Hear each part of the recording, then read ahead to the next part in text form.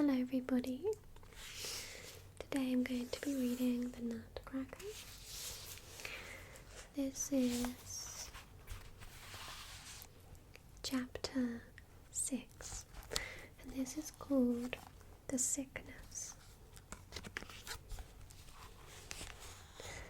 When Maria woke out of her deep and death-like slumber, she found herself lying in her own bed, with the sun shining bright and sparkling through the ice-covered windows into the chamber. Close beside her sat a stranger, whom she soon recognized, however, as the surgeon Wendelstern. He said softly, "She is awake." Her mother then came to the bedside and gazed upon her with anxious and inquiring looks. "Ah, dear mother," lisped little Maria, "are all the hateful mice gone, and is the good Nutcracker safe?" "Do not talk such foolish stuff," replied her mother. "What have the mice to do with the Nutcracker?" "You naughty child, you have caused us a great deal of anxiety, but so it always is when children are disobedient and do not mind their parents. You played last night with your dolls until it was very late. You became sleepy, probably, and a stray mouse may have jumped out and frightened you. All the events, you broke a pane of glass with your elbow and cut your arm so severely that neighbour Wendelstern, who has just taken the piece of glass out of the wound, declares that it came very near cutting a vein, in which case you might have had a stiff arm all your life, or perhaps have bled to death. It was fortunate that I woke about midnight, and not finding you in your bed, got up and went into the sitting room. There you lay in a swoon upon the floor, close by the glass case, the blood flowing into a stream. I almost fainted away myself at the sight. There you lay, and scattered around were many of Frederick's leaden soldiers, broken china figures, gingerbread men and women, and other playthings, and not far off, your left shoe." "Ah, dear mother," exclaimed Maria, interrupting her. "Those were the traces of the dreadful battle between the puppets and the mice, and what frightened me so was the danger of poor Nutcracker when the mice were going to take him prisoner. Then I threw my shoe at the mice, and after that I don't know what happened." Surgeon Wendelstern here made a sign to the mother, and she said very softly to Maria, "Well, never mind about it, my dear child. The mice are all gone, and little Nutcracker stands safe and sound in the glass case." Dr. Stahlbaum now entered the chamber and spoke for a while with Surgeon Wendelstern. Then he felt Maria's pulse, and she could hear very plainly that he said something about a fever.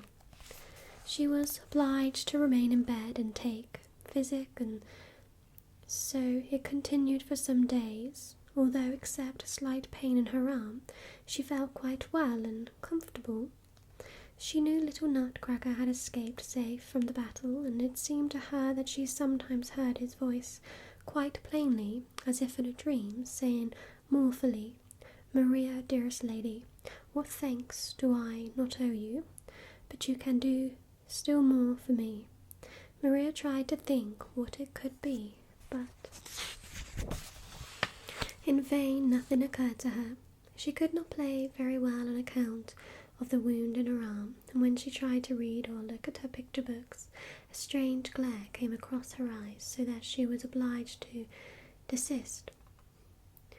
The time during the day always seemed very long to her, and she waited impatiently for evening, as her mother then usually seated herself by her bedside and read or related some pretty story to her.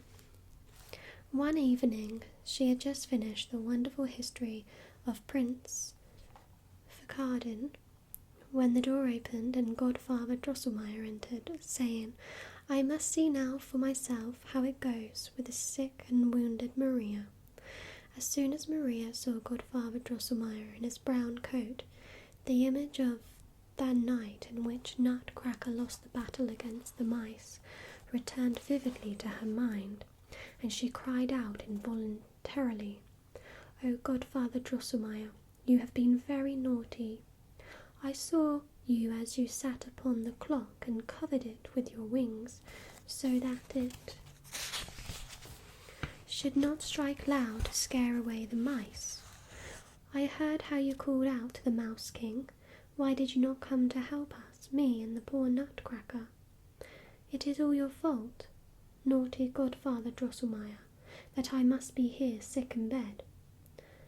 Her mother was quite frightened at this and said, "What is the matter with you, dear Maria?" But Godfather Drosselmeyer made very strange faces and said in a grating, monotonous tone, "Pendulum must whirl, whirl, whirl this way, that way, clock will strike, tide of ticking all the day, softly whir, whir, whir, strike, cling, clang, strike, clang, cling, bing and bang and bing, to scare away the Mouse King. Then owl in swift flight comes at dead of night, pendulum must whirl, whir, clock will strike, cling, clang, this way, that way, tide of ticking all the day, bing, bang, and Mousekin scare away. Whir, whir, purr, purr." Maria stared at Godfather Drosselmeyer, for he did not look at all as he usually did, but appeared much uglier, and he moved his right arm backwards and forward like a puppet pulled by wires. She would have been afraid of him if her mother had not been present, and if Fred had not slipped in the meanwhile interrupted him with loud laughter. "Ha ha, Godfather Drosselmeyer," cried Fred. "You are today to drool again.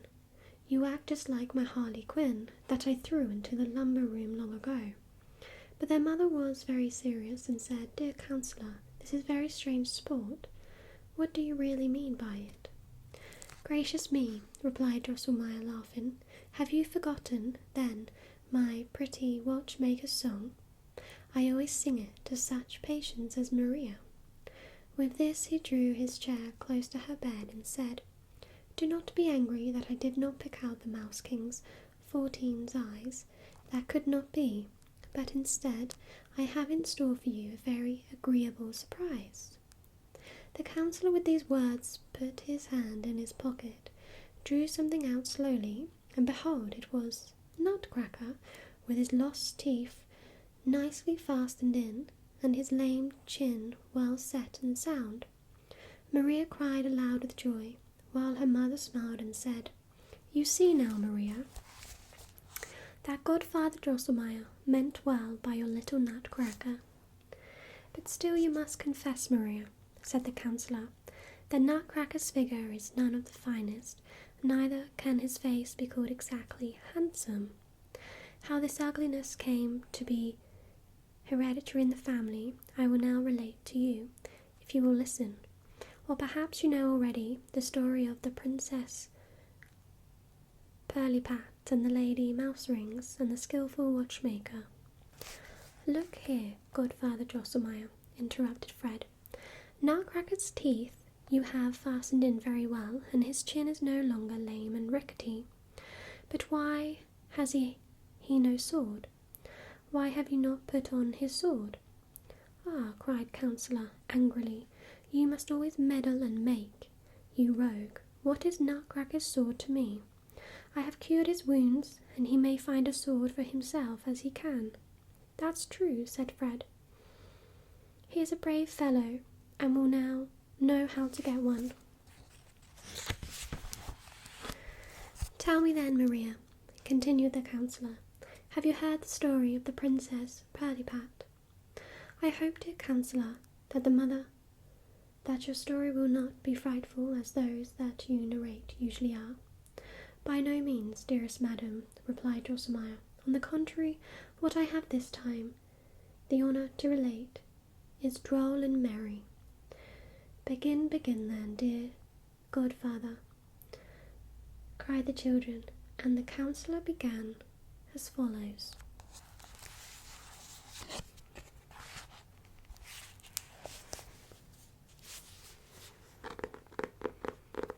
So that was chapter 6 of the Nutcracker.